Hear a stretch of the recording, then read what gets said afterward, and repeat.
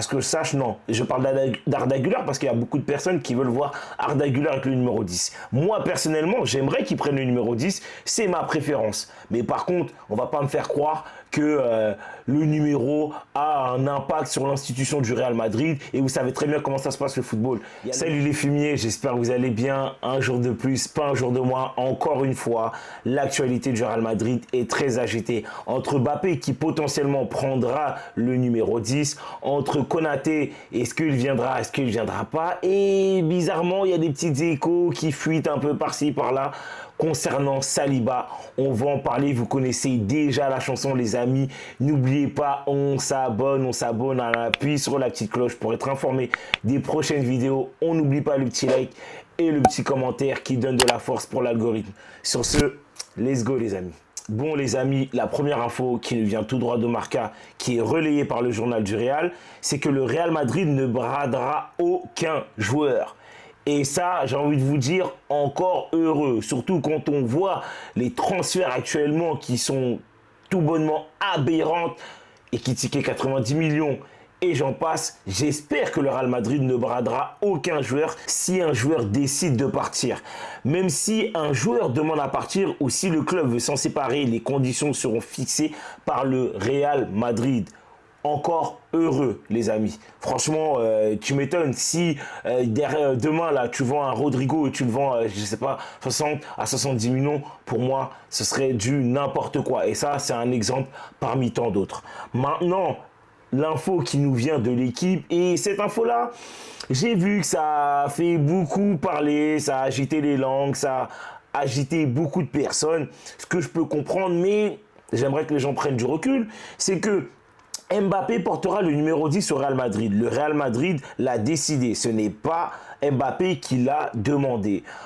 Waouh, cette info hier, elle a vraiment fait agiter les gens, elle a fait parler. Je peux comprendre que beaucoup de personnes disent que non, on ne doit pas donner le numéro 10 à Mbappé. Oh, alors j'entends des gens dire, ouais, le Real Madrid, l'institution, ceci, cela. Enfin, déjà, bon, j'ai envie de vous dire, les gens qui disent ça, vous êtes totalement hors sujet parce que le numéro n'a rien à voir avec l'institution. J'ai envie de vous dire, quand, comment ça s'appelle, quand Mariano avait le numéro 7, j'ai pas vu que les gens étaient excités. Quand Valero a pris le numéro 5 de Zidane, j'ai pas vu que les gens étaient agités. Donc j'ai envie de vous dire, bon, et après je sais qu'il y a plein de gens qui me diront, ouais mais Mbappé il a encore rien prouvé, il a encore rien fait. Pourquoi Arda Güler il a encore prouvé, il a encore fait quelque chose?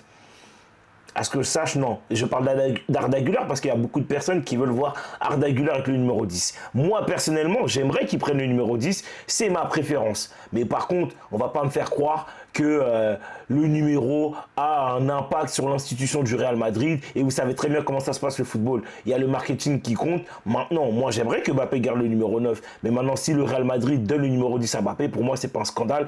On a déjà vu des numéros 10 pour moins que ça. Je suis désolé, Lassana Adjara, excusez-moi, quand il prend le numéro 10, ça fait pas scandale. Enfin, bref, on passe à la suite. Cette info-là, maintenant, elle nous vient tout droit de Marca, c'est que le Real Madrid envisage de faire une offre pour Ibrahima Konaté dans les prochaines semaines.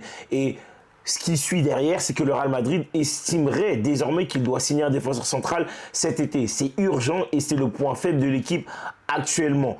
Bah ouais, j'ai envie de vous dire, bien sûr que c'est le point faible et on n'a pas attendu 2024-2025 pour voir que c'était le point faible. Et moi, c'est quelque chose qui me gêne énormément au sein du Real Madrid, c'est qu'ils attendent toujours d'être dans la merde pour agir. Au lieu de prévenir, agir en amont en fait, pour pas que justement ce genre de problème n'arrive pas. Pourquoi tu ne recrutes pas Konaté, je sais pas moi, depuis l'année dernière ou 2 ans en arrière, bon peut-être pas l'année dernière parce qu'effectivement, ok,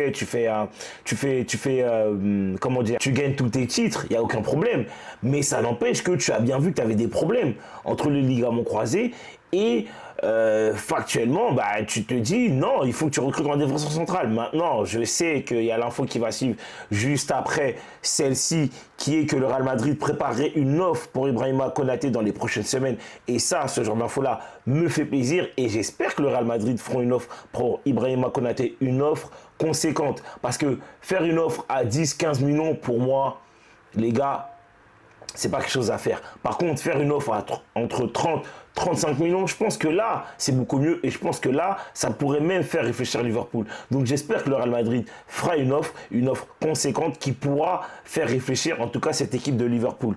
Et après, du coup, la dernière info qui pour moi est l'info la plus importante, c'est que le Real Madrid est de plus en plus motivé à signer William Saliba. Le joueur est prêt à faire un effort financier afin de rejoindre les Merengues. Alors, je ne sais pas si cette info est réellement vraie, en tout cas, elle nous vient tout droit de Marca. Et Marca, on sait qu'ils sont assez bien informés. Si Saliba est prêt à faire un effort financier, je pense que le Real Madrid doit se jeter absolument sur Saliba et sur Ibrahima Konaté. Quitte à vendre Rudiger, quitte à laisser partir David Alaba, à lui rompre son contrat, à trouver un terrain d'entente avec ce joueur-là. Parce que je pense que ce sont deux joueurs très forts, très bons. Déjà, en parlant d'Ibrahima Konaté, je pense que c'est un joueur qui serait extrêmement complémentaire à Dean Huijsen si jamais tu veux jouer avec une défense à 4. Et si tu veux jouer avec une défense à 3, je pense que Dean Huijsen, William Saliba, excusez-moi, et Ibrahima Konaté seraient totalement complémentaires. Tu as un joueur véloce, tu as un joueur physique, tu as un joueur intelligent, tu as un joueur fort tactiquement, tu as un joueur pas mauvais techniquement et tu as deux joueurs très très bons de la tête. Très très bons de la tête, que ce soit offensivement comme défensivement.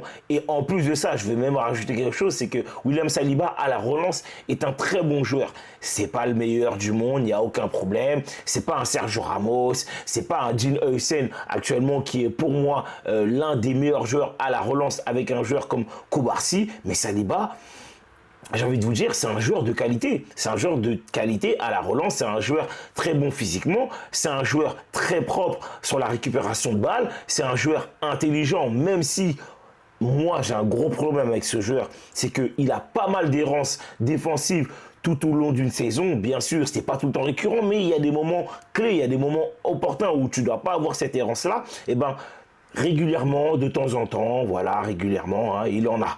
Maintenant, c'est quelque chose qui se corrige, c'est quelque chose qui se perfectionne sur la durée. Mais en tout cas, William Saliba, pour moi, est un très très bon joueur qui pourrait être très bon dans l'effectif du Real Madrid, notamment de Xabi Alonso, comme Ibrahima Konaté.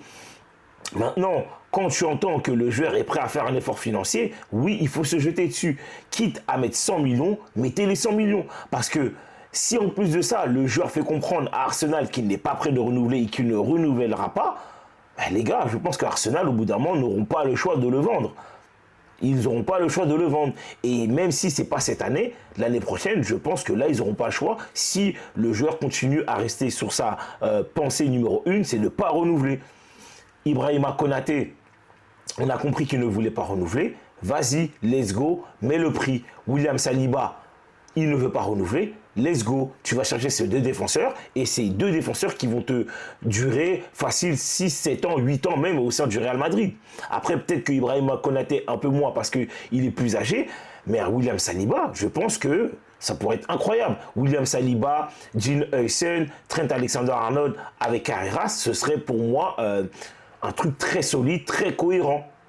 À côté de ça, tu as un Tchouaméni qui peut s'incruster dans la défense pour apporter sa plus-value sur un terme défensif. Bah, moi, je dis pas non. Moi, je dis pas non. Je sais pas ce que vous en pensez, mais moi, clairement, William Saliba, je prends tous les jours. Maintenant, quel est le prix idéal pour recruter William Saliba? Je sais pas. On sait qu'un défenseur central comme ça qui joue en première ligue, ce serait entre 80 et 100 millions. Maintenant, est-ce que le club est prêt à mettre 80 à 100 millions sur ce type de joueur-là? J'espère, parce que surtout qu'on comprend que aussi le Real Madrid chercherait un 6 type Rodri, type Xabi Alonso, type Joshua Kimmich, type Toni Kroos, et qu'il serait prêt presque à mettre 100 millions sur un Rodri, moi ça me foutrait les boules. Parce que moi je préfère que tu ailles mettre 100 millions sur un William Saliba, quitte ensuite à faire 40 millions, 50 millions grand maximum sur Angelo Stiller, que mettre un 100 millions sur Rodri et ne pas avoir un Saliba, voire ne pas avoir un Konaté. Et moi, c'est ça, en fait, qui me foutrait les boules. Je ne sais pas ce que vous en pensez, je ne sais pas si vous êtes d'accord avec moi, mais en tout cas, je pense que le Real Madrid doit absolument faire un défenseur central soit Ibrahima Konaté, soit William Saliba. Mais en tout cas, il faut que ça soit fait cette année et pas l'année prochaine. Parce que Ibrahima Konaté sera libre l'année prochaine, ok, c'est cool, mais cette année, tu ne sais pas comment ça va se passer au niveau de ta défense. Parce que David Alaba a du mal à revenir de ses croisés, il s'est reblessé au ménisque, si je me rappelle bien, et après même, je suis un menteur, il s'est blessé au ménisque, après il est revenu, mais encore il s'est reblessé, donc on ne sait pas ce qu'il a réellement, mais en tout cas, il va revenir maintenant, on ne sait pas s'il reviendra à 100% plein de ses qualités physiques. Ensuite, tu as Militao qui va revenir de ses doubles croisés qu'il a fait au fur et à mesure des années. Tu ne sais pas s'il va revenir au top niveau. Et à côté de ça, tu as un Rudiger, ça fait pas mal de temps qu'il joue blessé. Et tu ne sais pas si réellement il va récupérer son physique parce qu'on sait que Rudiger a un certain âge et c'est un joueur qui fait beaucoup de bourres défensivement. Donc oui, le Real Madrid doit absolument chercher soit Ibrahima Konaté, soit William Saliba. Et j'espère qu'ils vont aller chercher Saliba. Il faut absolument qu'ils le fassent. Donc voilà, j'aimerais avoir votre avis sur ça, les amis. N'hésitez pas à me dire tout ce que vous pensez de Ibrahima Konaté et de William Saliba en commentaire. On n'oublie pas d'appuyer sur la petite cloche et de s'abonner, de laisser le petit like, de partager à ses amis et bien sûr le petit commentaire qui va avec. Sur ce, ciao les fumiers.